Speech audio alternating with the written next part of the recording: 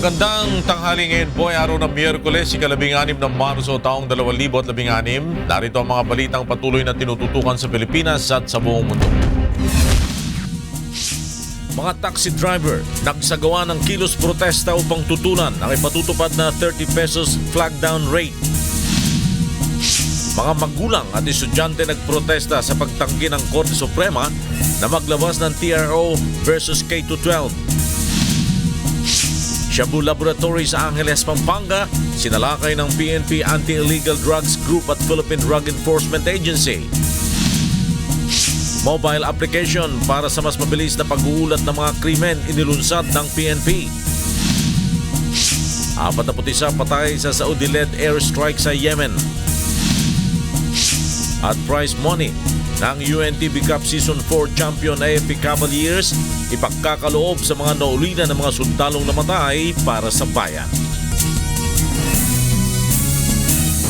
Una sa ating mga balita ngayong tanghali, nagsagawa ng kilos protesta ang mga taxi driver upang tutulan ang ipatutupad na 30 pesos flag down rate. Mula sa Quezon City, may report si Mon Hocson live. Yes, Mon.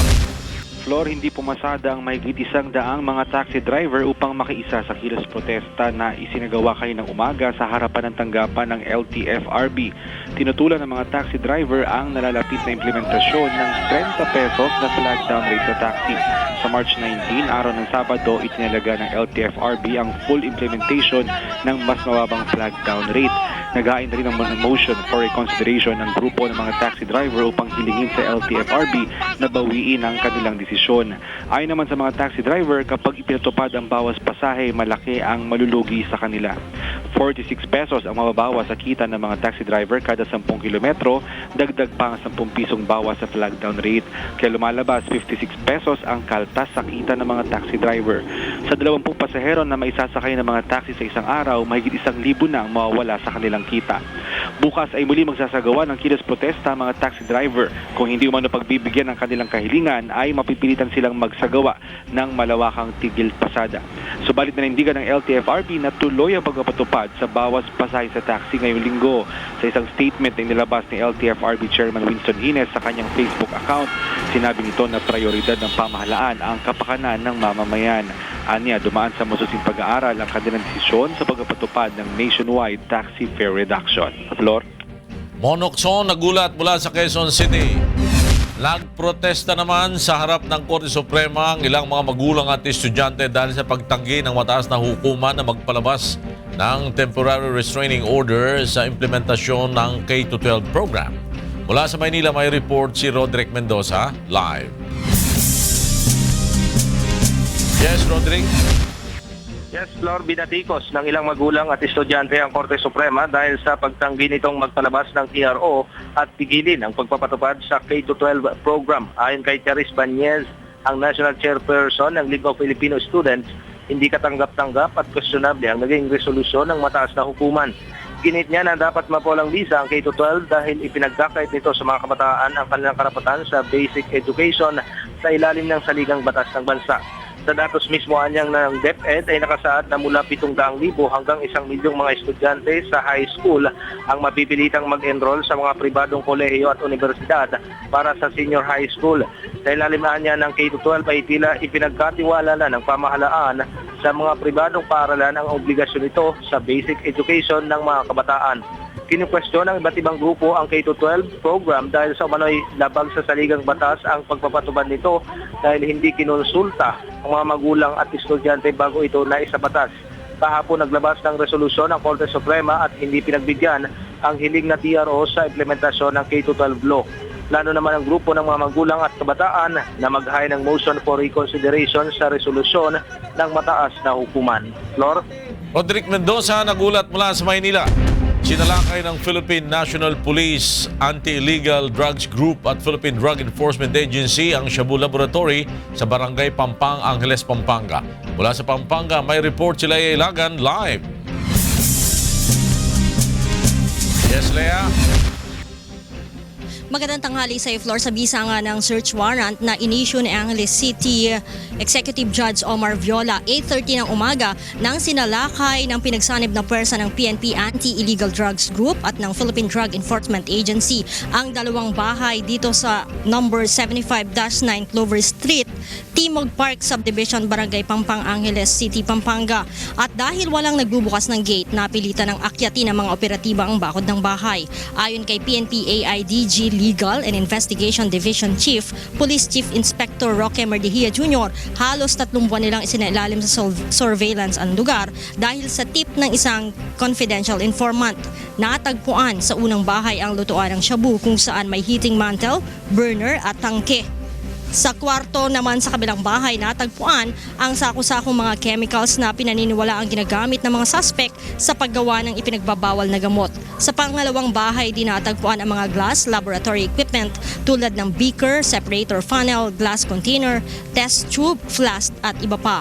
Kasama ding natagpuan ang mahigit sa 120 sako ng caustic soda, magnesium sulfate, sodium hydroxide, acetone at hydrogen gas.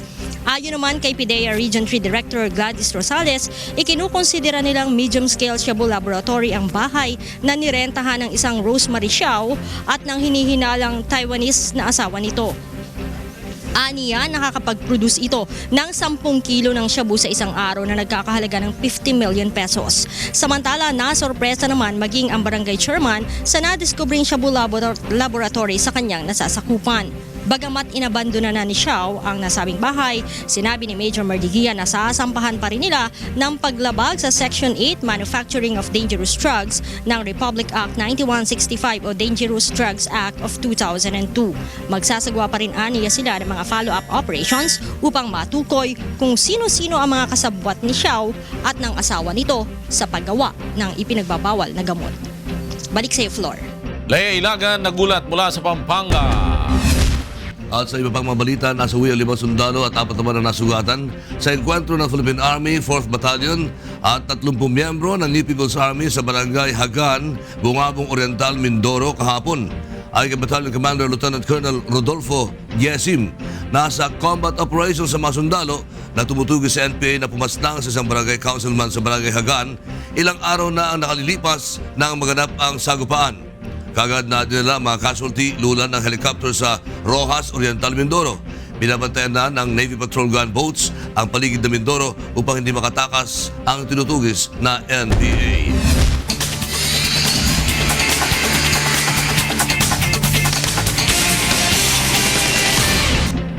Ipinahayag ng Nationalist Party na hindi nito ini-endorso ang kandidatura ng pagkapangulo o sa pagkapangulo ng bansa si Davao City Mayor Rodrigo Duterte.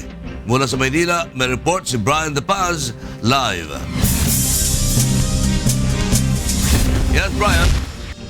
Lakay, magandang tanghali. Nabanggit niya ngayong araw ni Senador Cynthia Villar sa kanyang talumpati itong si Mayor Rodrigo Duterte dahil nga dito sa ilan na paulit-ulit nga yung hindi wastong pagtatapon ng mga basura sa Barangay 649 Baseco ng ilang residente kahit na ilang beses nang pinaalalahanan ng national government. Ayon kay Villar, dapat nga sa mga ito ay si Mayor Rodrigo Duterte dahil sa ilang matitigas ang ulo na ayaw sumunod sa programa ng pamahalaan. Pero nilinaw naman ni Villar na hindi iniendorso ng Nationalista Party si Duterte, kundi isang paghahalimbawa na kapag ang isang programa ay mahirap na maipatupad, kailangan ng isang leader na sanay magdisiplina. Paglilinaw pa ng senador, hindi lang kay Duterte ito, kundi kahit sa ibang presidential candidate na kailangan maging malakas sa pagiging pinuno ng bansa. Ayon sa senador, hindi biro ang mag-implement ng isang project tulad ng cleanup activity sa Baseco kung di naman nakikiisa ang mga residente o lokal na pamahalaan. Kaya naman buwan-buwan ay patuloy ang paglilinis ng basura sa Baseco, Maynila.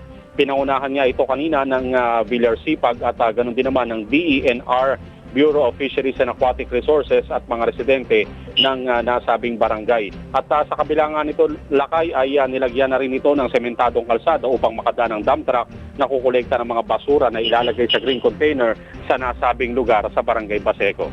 Lakay, balik sa iyo. Maraming salamat, Brian De Paz. Nag-uulat mula sa Maynila. Nagsimula nang mag-training sa pag-ooperate ng vote counting machines ang mga guro sa Bataan na magsisilbing Board of Election Inspectors sa May 9 elections. Narito ang report ni Joshua Antonio. Patuloy na ang ginagawang paghahanda ng Commission on Elections para sa gaganaping national election sa buwan ng Mayo. Bukod sa pag-aayos sa vote counting machines at listahan ng mga rehistradong botante, sinimulan na rin ng komisyon ang pagsasanay sa mga guro na magsisilbing Board of Election Inspectors sa Mayo. Sa Bataan, 1,500 guro ang sumailalim sa training sa paggamit ng voting at counting machines. Kailangan dumaan sa training para makilala nila, makabisado nila kung paano gamitin yung VCM. Ito ay mahalagang part ng ating paghahanda para pagdating ng halalan ay maging maayos yung takbo ng pagpapa-election. Ayon sa COMELEC, tatanggap ng 1,000 pisong allowance kada araw ang bawat guro na sasalang sa 3 araw na training. Tiwala naman ang COMELEC sa accuracy ng mga makinang gagamitin sa halalan at mas madali itong gamitin. Base sa mga naririnig natin sa mga nagte-training, sabi nila na mukhang user-friendly itong VCM. Mahigit sa 400,000 ang voting population sa probinsya ng Bataan at nasa 700 clustered precinct ang kailangan bantayan ng mga BEI. Kasama ang Bataan News Team, Joshua Antonio, UNTV News, Worldwide. Magbabalik ang UNTV News.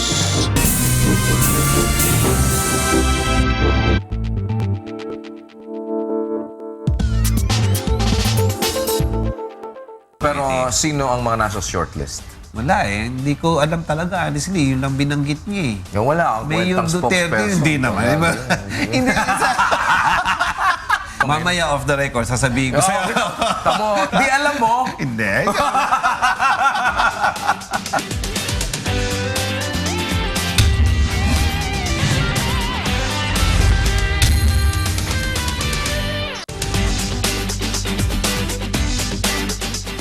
Bitawan mo nga ako, siya ang asawa ko. Ako ang asawa mo! May visa yung kasal natin at kaya kong patunayan yan. Kailan ba matatawag na legal ang isang kasal? At paano ba masasabing napawalang bisa na ito sa ating batas? Subukan mong pigilan kami. Hindi ako magdadalawang isip patulan ka. Hindi kita atrasan. Sige, magkita tayo sa korte. Legally yours, Attorney G.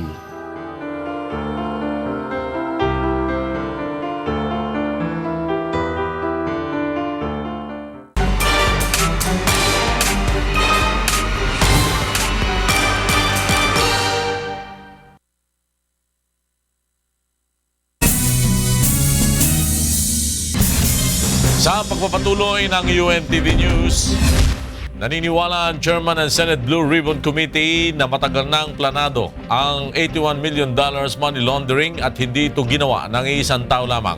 Narito ang report ni Rosalie Cos.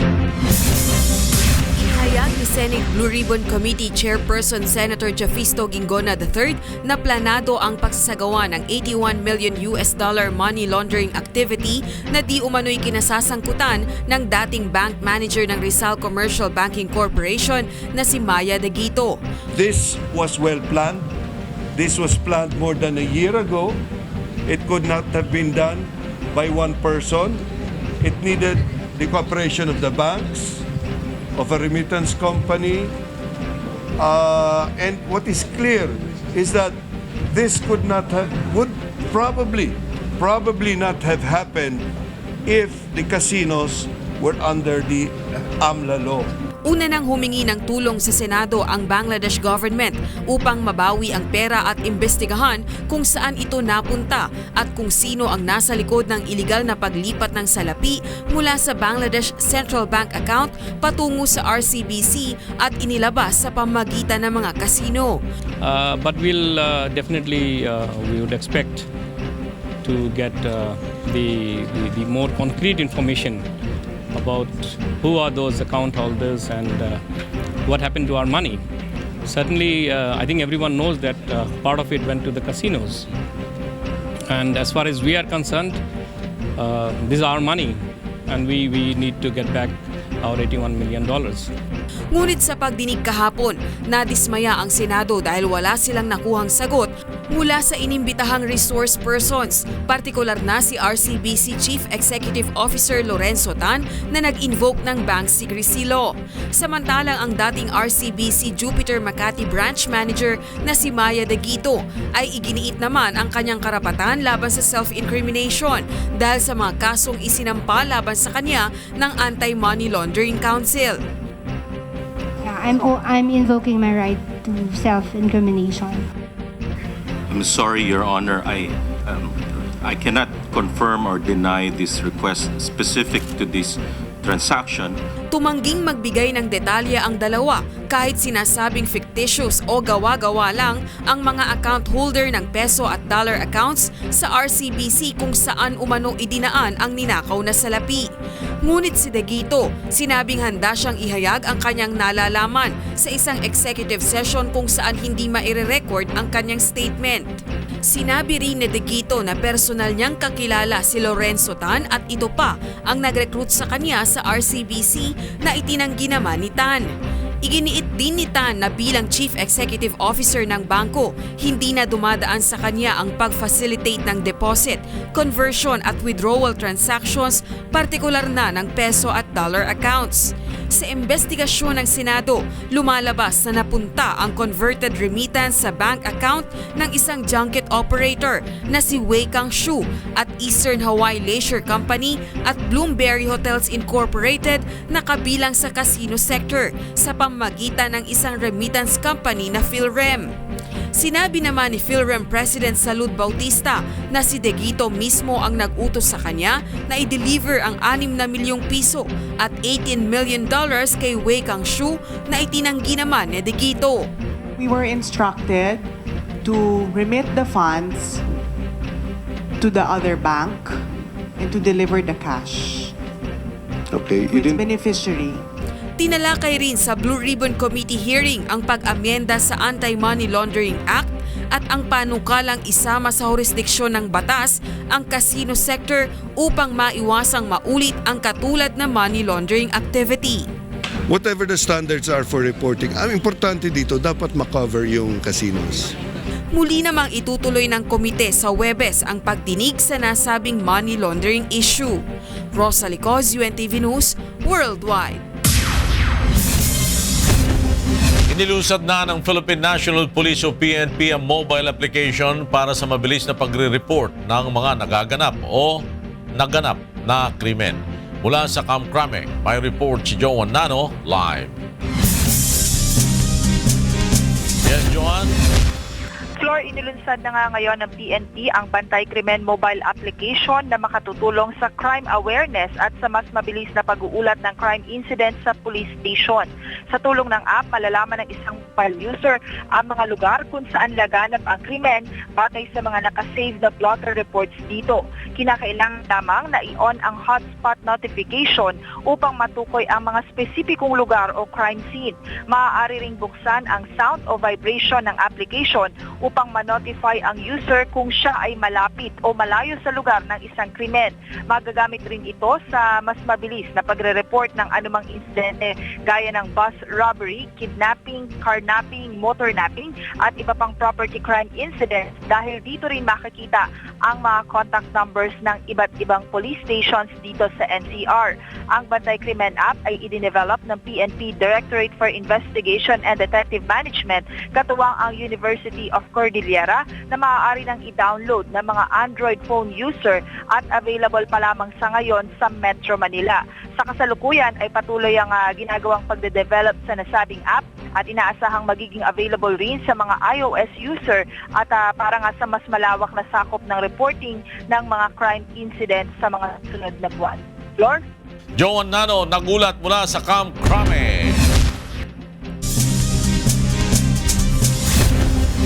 12 nadakip ng mga operatiba ng Quezon City Police District sa anti-drug operation kagabi sa Quezon City. Narito ang report ni Reyna Antiponde.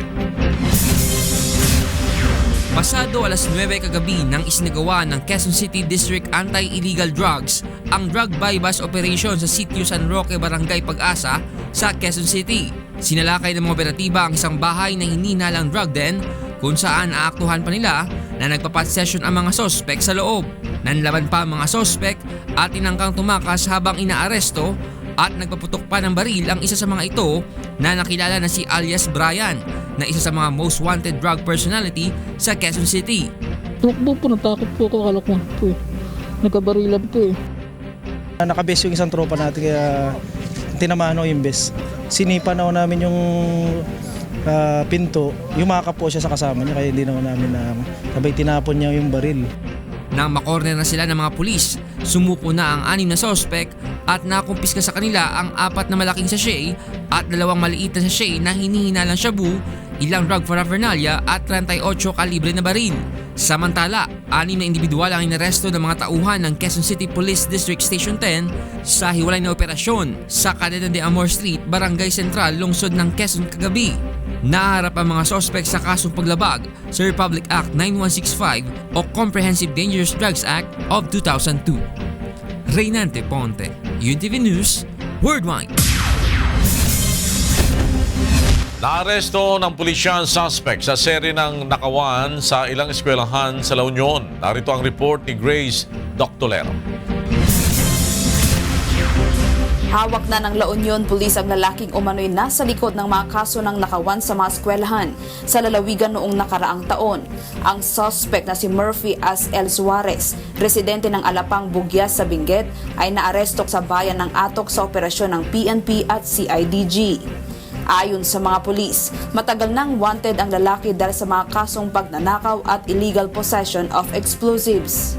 Sinasabing miyembro din ang suspect ng isang trans-regional criminal gang na nag-cooperate sa Cordillera at Region 1. So ito yung suspect natin sa mga series of robberies, sa mga school-based robberies natin dito sa La Union.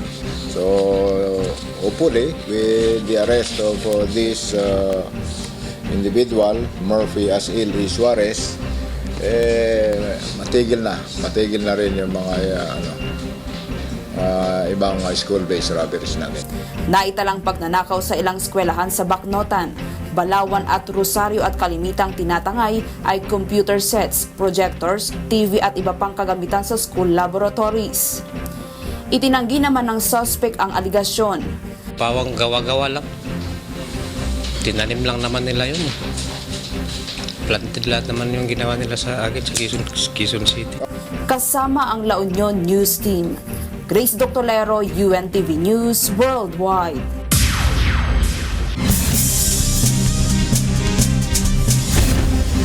Nakuha ni na Donald Trump at Hillary Clinton ang malaking bulto ng mga boto ngayong araw sa ginanap ng mga presidential primary elections sa 5 estado ng Amerika.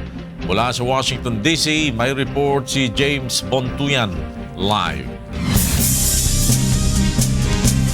Yes, James. Yes, Lord. Napagwagyan ni businessman Donald Trump ang Republican primaries ang 3 sa 5 estado ngayong araw. Nakuha ni Trump ang Illinois, North Carolina at Florida na nagbigay wakas sa kandidatura ni Senator Marco Rubio. Samantala, nakuha naman ni Governor John Kasich ang home state nitong Ohio, habang too close to call pa rin ang Missouri para kay Trump at Senator Ted Cruz. Napagwagyan naman ni Secretary Hillary Clinton ang malalaking estado ng Florida, Illinois at North Carolina para sa Democratic primaries. Nagkaroon naman ng posibilidad ang usap-usapang contested convention sa pagitan ng mga nalalabing Republican candidates nang manalo si Governor Kasich sa Ohio. Dahil hindi nakuha ni Trump ang 66 delegates ng estado at mas naging mahirap para sa kanya na marating ang required na bilang ng delegates upang maging nominado ng Republican Party. Ang contested convention ay nangyayari kung walang kandidato ang makakakuha ng sapat na bilang ng delegates. Sa convention sa Hulyo, magbobotohan ang mga delegado para makuha ang mga majority delegates na kakailanganin ng ipanlalaban ng partido para sa presidential elections. Maaring magbago ng boto ang isang delegado matapos ang ika-6 na tie vote. Yan ang uling update mula dito sa Washington, D.C. Balik sa inyo dyan, Thor. Thank you, James Bontuyan. Nag-ulat mula sa Washington District of Columbia. At balita pa rin sa labas ng bansa, hindi bababa sa 4 na po ang nasuwi At ang karamihan ay mga sibilyan sa Saudi-led airstrikes sa Hadja, northwestern province ng Yemen. Ayon sa isang senior provincial health official, mahigit na 70 rin ang nasugatan sa airstrike. Isa sa mga tinamaan ng 3 airstrike ang isang outdoor market sa Mustaba District. At ayon sa United Nations, umabot na sa mahigit na 6,000 ang nasawi. Kalahati sa mga ito ay mga sibilyan simula nang maglunsad ng airstrike ang Arab country noong March 2015. Ipinagdiriwang ngayon ang ika-79 na anibersaryo ng Araw ng Davao City. Mula sa Davao City, may report si Joey Domingo live. Joey! Yes, magandang hapon, Lakay. Dinaluhan ng iba't ibang opisyal ng lokal na pamahalaan ng lungsod ng Davao ang Parada Davaoenyo sa ugnay ng ika-79 na selebrasyon ng Araw ng Davao. Kaugnay ito, ayon kay Ginoong Arturo Milan, Executive Vice President ng Davao Light and Power Company, na siya ring chairman ng Executive Committee para sa pagdiriwang ng ika-79 na araw ng Davao, ay hindi raw magkakaroon ng power interruption o rotational brownout dito sa lungsod ngayong araw na ito. Ayon naman kay Police Chief Senior Superintendent Vicente Danao na City Director ng Davao, ay sa pangkalahatan ay maayos naman ang kaligtasan ng mga nakikilahok sa pagdiriwang ngayon. Ganon din po ang sinabi ni Police Chief Inspector Neil Grace Driz na spokesperson ng DCPO. Nandito rin sa pagdiriwang si Mayor Rodrigo Duterte, ang ama ng lungsod, at hindi niya iniwan ang araw ng Davao, bagamat sabi-kabila ang kanyang pangangampanya. At ayon sa kanyang speech kanina, sinabi niya na at sa kanyang 22 taon ng paglilingkod ay hindi niya makakalimutan ang pagmamahal na binigay sa kanya ng mga Davaoenyo. Kasama rin ng Mayor si Senator Peter Alan Cayetano at si Senator Rafi Alunan. Yan lang po muna ang ulat dito sa Davao City. Balik sa'yo, Lakay. Maraming salamat, Joey Domingo. Nag-ulat mula sa Davao City. Ngayong linggo na ipatutupad ng Masbate City Government ang No Waste Segregation, No Collection Policy. Narito ang report ni Jerry Galicia. Sisimulan ng ipatupad ng Masbate City Environment and Natural Resources ang No Segregation, No Collection Policy sa lungsod. Sa bisa ng ordinansang inaprubahan ng lokal na pamahalaan, hindi na maaari magtapon ng basura na hindi properly segregated ang mga residente. Kundi magkahiwalay ang mga nabubulok sa hindi nabubulok, hindi ito kukolektahin ng sentro. Nakalagay diyan sa truck mismo natin na pag hindi segregated yung waste mo, hindi kukolektahin. Yun ang pinanira dyan. Pag hindi segregated, hindi no collection, no segregation. Bilang gabay sa proper segregation, 20 draft of facility ang inilagay ng sentro sa 9 na barangay ng lungsod. Babantayan ito ng mga eco-aid upang masigurong nasusunod ang panuntunan sa pagtatapon ng basura. Araw-araw kokolektahin ng sentro ang biodegradable waste. Tuwing Lunes, Miyerkules at Biyernes naman ang non-biodegradable waste at ang recyclable at special waste naman ay sa araw ng linggo kokolektahin. Babala ng sentro, maaaring pagmultahin na 300 piso ang sino mang magkakalat ng basura sa unang paglabag, 500 piso sa ikalawang paglabag at 1,000 piso sa ikatlong paglabag. Sa ating mga kababayan, ito'y ginagawa natin hindi kapritso. Kung dito ay may batayan ito. Ang City Ordinance 057-14 kung saan nakapaloob ang no segregation. Umaasa ang sentro na sa pamamagitan ng pulisyang ito ay mareresolba ang problema sa kawalang disiplina sa pagtatapon ng basura. Mula rito sa Masbate, Jerry Galicia, UNTV News Worldwide.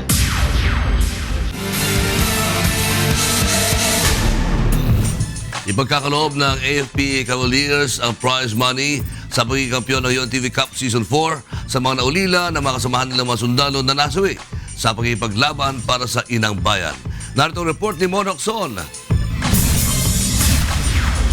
2 taon nang nakakalipas nang mamatay ang asawang sundalo ni Emily. Nakadistino si Master Sergeant Jonathan Magtulis sa kampo ng AFP sa Montalban nang makaengkwentro ng mga sundalo ang rebelding NPA. Hindi matanggap ni Emily ang nangyari, lalo na't marami silang pangarap ng kanyang asawa para sa kanilang mag-anak. Akala ko kasi syempre 28 years na siya in the service. Sabi nga nung mister ko, ma, pag nag-retired ako, gagawin natin yung lahat ng hindi natin nagawa. Mga lilit ng anak natin. Kasi syempre nung maliliit pa, mga anak, halos lahat nangihirap nandyan. Kasi magkano lang naman yung sinasahod. Hindi namin naranasan na lumabas para mag-enjoy ba? Mag-outing, ganyan. Halos pambihira yung maganap sa amin. Kaya sabi ng mister ko, pag nag-retire ako, ma, dadalhin kita sa Boracay, dadalhin kita sa ganito. Kaya lang hindi na nakarating. Ang mga katulad ni Emily ang tinutulungan ng AFP Educational Benefit System Office o EBSO. Sinasagot ng EBSO ang mga gastusin sa pag-aaral ng mga anak ng mga sundalong killed in action mula elementarya hanggang kolehiyo. Siyempre po yung pong naibigay nila sa amin na tulong para sa pag-aaral ng anak ko. Kaya nagpapasalamat din po kami kasi kahit nawala yung asawa ko, at least kahit paano tinutulungan kami. Mayroong 4,000 mga grantee ang EBSO at kalahati sa mga ito ay anak ng mga sundalong namatay sa serbisyo. Ito ang napili ng AFP Cavaliers na pagkalooban ng kanilang napanalunan bilang kampyon sa UNTV Cup Season 4. Sa kabuang 4 na milyong pisong prize money ng AFP Cavaliers, 3.5 million pesos ang mapupunta sa AFP EBSO, habang ang 500,000 pesos naman ang nakalaan sa buong koponan.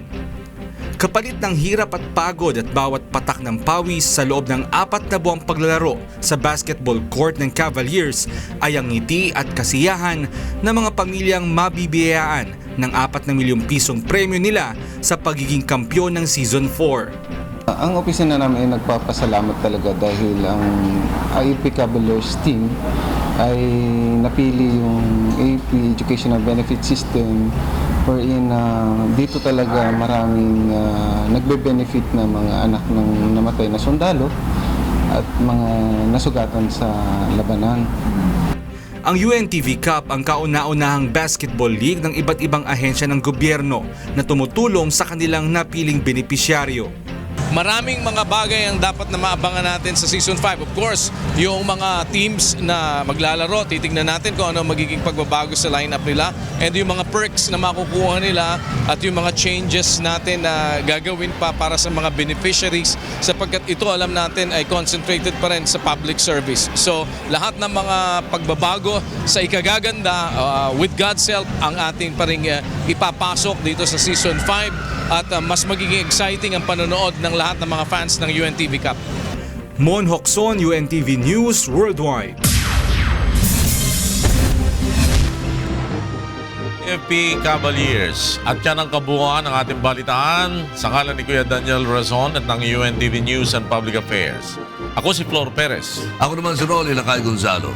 May pangyayari bawat minuto at may balita bawat segundo. UNTV News, magandang tanghali po sa inyong lahat. Magkita-kita tayong muli bukas sa ganito ring oras.